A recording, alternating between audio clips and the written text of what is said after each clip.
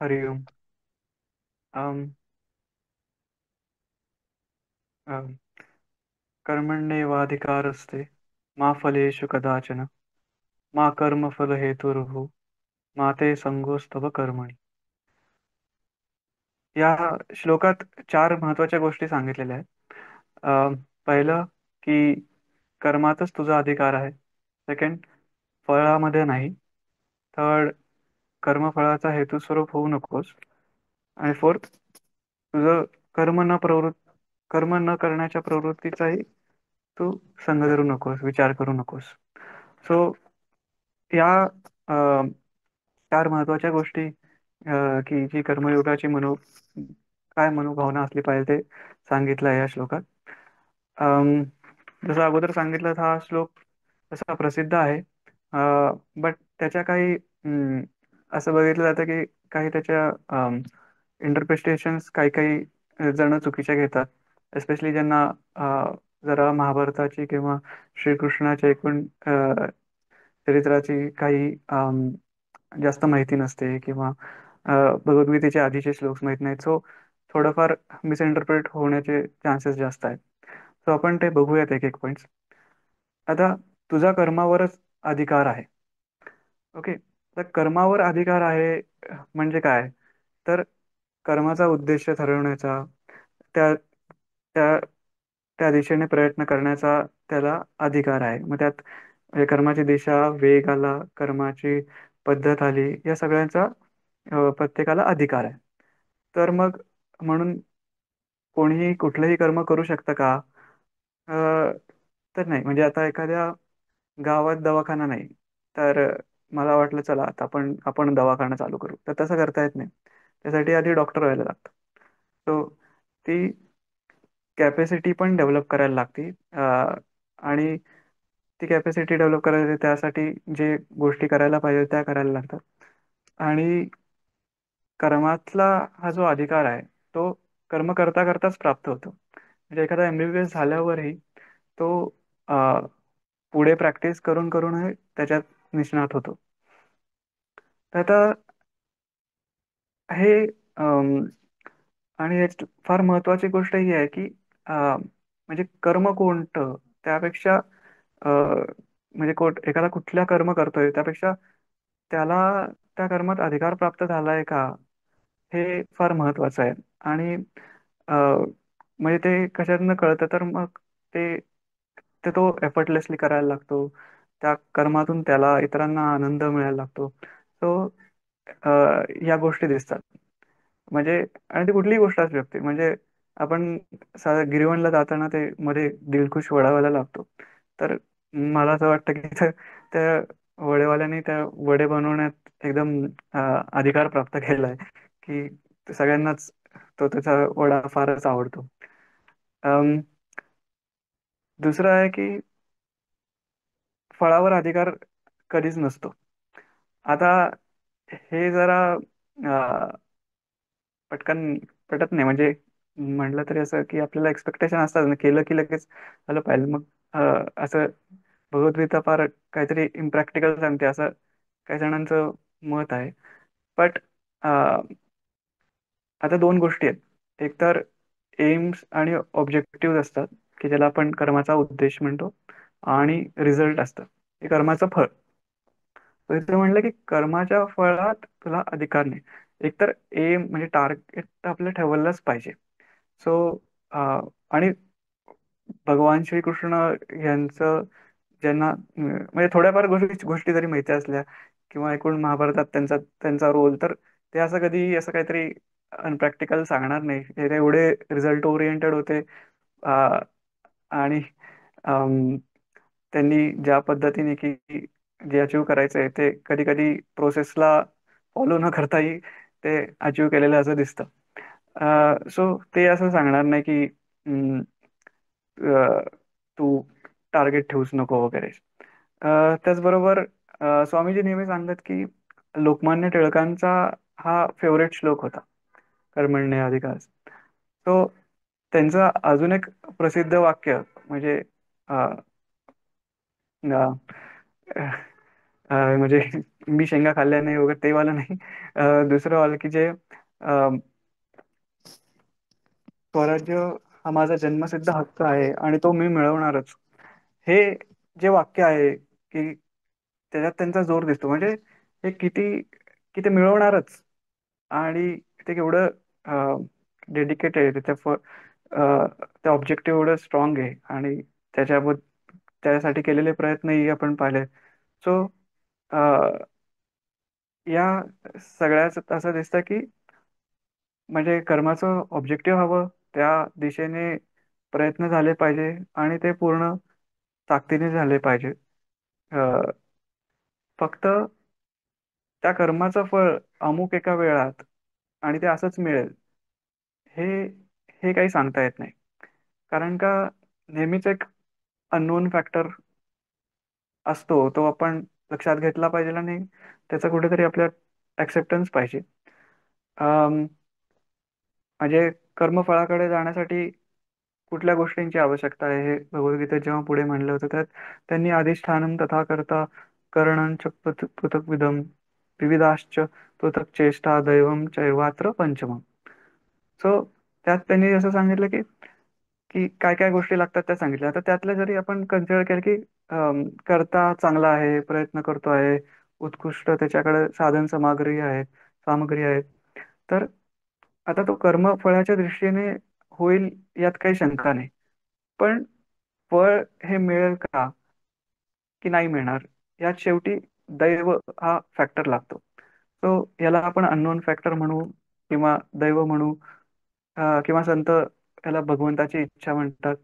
So हा जो काही फॅक्टर आहे त्याचा आपण अ, त्याला कन्सिडर करावं लागतं आणि जे आपल्याला वाटतं की आता मी हे केलं ना तर मला तेवढं तर भेटलंच पाहिजे किंवा मिळणारच असं जे असतं ते ते जे थोडंफार प्रेशर असतो किंवा तो जो आग्रह असतो अम, तो चांगला नाही. कारण त्याने काय होतं की तो आपण करून आणि ते अचीव नाही झालं तर मग आपली पुढच्या कर्मातली अ, एकाग्रता किंवा तन्मयता बिघडू शकते.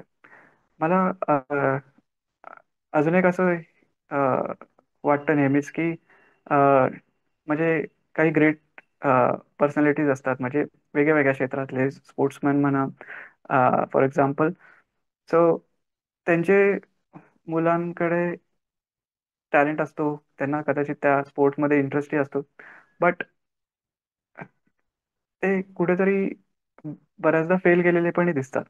सो असं वाटतं की म्हणजे बाकी सगळ्या गोष्टी छान आहेत, पण एक एक प्रकारचा प्रेशर असतो की अ, मी याचा मुलगा आहे म्हणून मी हे हे या लेवलला तरी पोहोचलंच पाहिजे.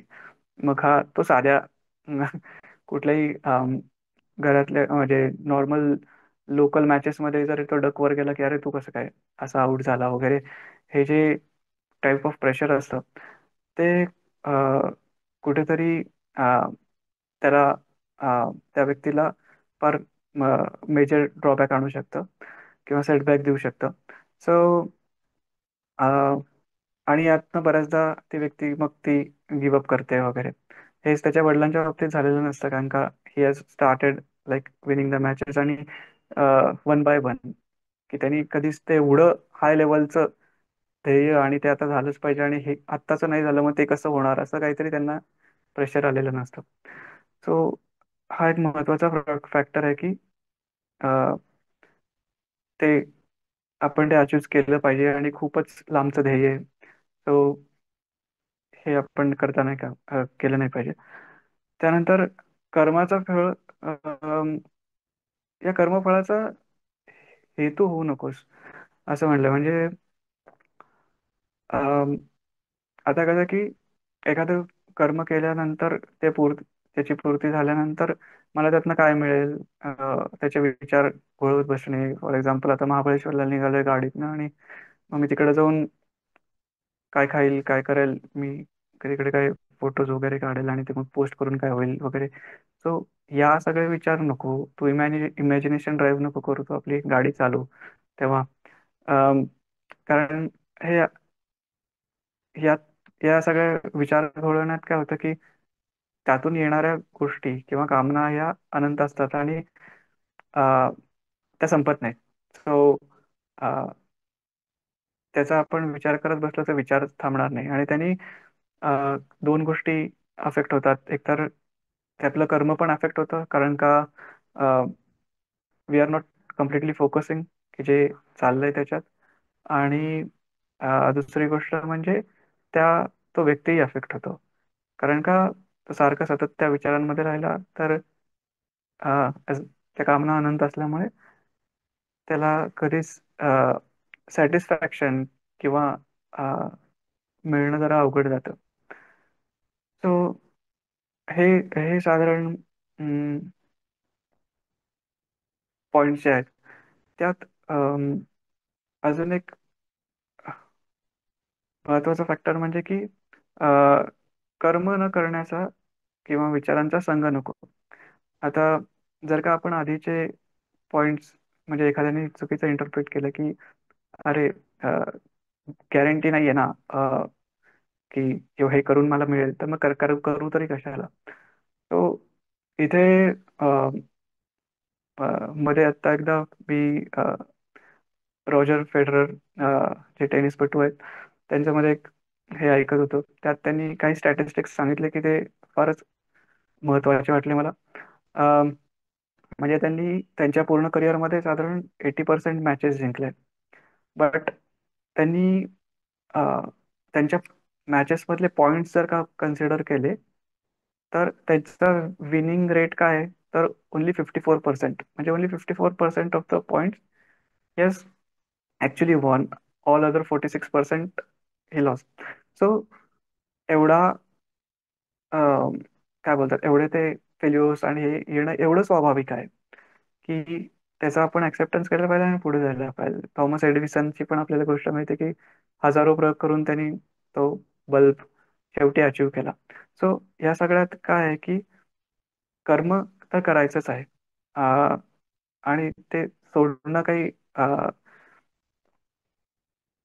बरोबर नाही. आणि फेल्युअर आलं तरी ते प्रयत्न आपला केलाच पाहिजे, उद्दिष्ट पण असायला पाहिजे. सो हे साधारण असं आहे. आणि अं,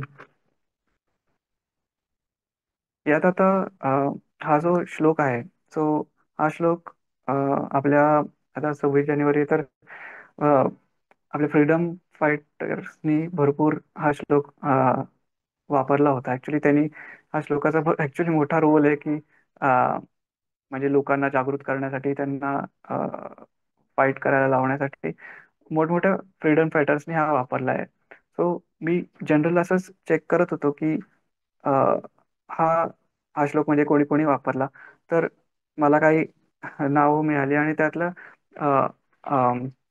ऑफकोर्स हे आर्टिफिशियल इंटेलिजन्स वरनं मी थोडं माहिती काढली. सो माझ्याकडे त्याचे ओरिजिनल हे मला प्राप्त नाही झाले.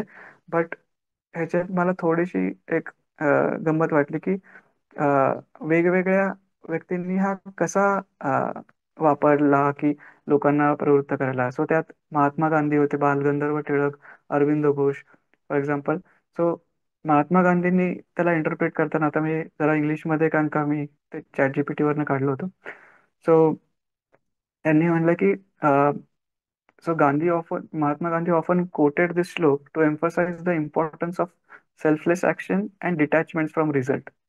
He encouraged his followers to focus on their duties and trust in ultimate outcome.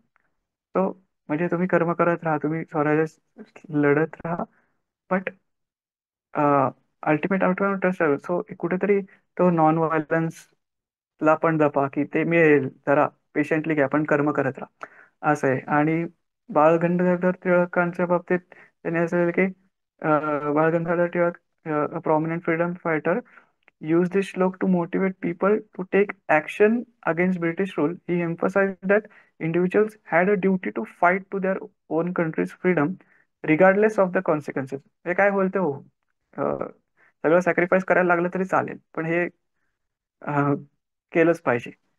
अम, आणि अरविंद घोषांच्या बाबतीत असं आहे की revolutionary and philosopher interpreted the shlok as a call to action.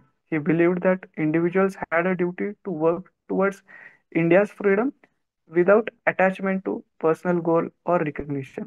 So थोडीशी मला म्हणजे छान वाटलं की ते एकूण त्यांनी सगळ्यांना कर्म करण्यासाठी प्रवृत्त केलेलं आहे.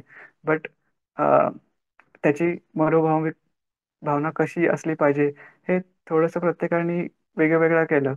आणि द ग्रेट थिंग इज सगळ्या लोकांनी ते फॉलो करून ते फायनली फ्रीडम अचीव झालं. बट ह्या की मला हे शेअर करावं असं वाटलं की या श्लोकाचा अभ्यास करता करता तो हे शेअर केलं. सो आपल्याला या एकूण ह्याच्यातून काय शिकायचं तर आपल्या कर्मात आपण म्हणजे आपल्या कर्मात आपण इतके एफर्ट्स घातले पाहिजे की ते शेवटी एफर्टलेस वाटलं पाहिजे.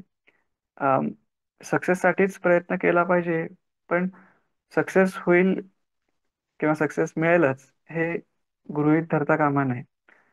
आणि टार्गेट अचीव झाल्यावर मिळणाऱ्या सुखांचा विचार हे कर्म करताना नाही केला पाहिजे. आणि यात सगळ्यात महत्वाचं म्हणजे उपासना कर्मांच्या बाबतीत तर ते कम्प्लिटली निष्काम असलं पाहिजे. अं, कारण का ते त्या निष्काम कर्मच आपल्याला पुढे या कर्मयोगाचं जेव्हा आपण ज्ञान योगाकडे जाणार आहोत तेव्हा ते त्याचं आपल्याला कळेल की त्याची लिंकिंग कशी आहे. सो एवढं बोलूनच मी माझं म्हणणं थांबवतो. हरिओम.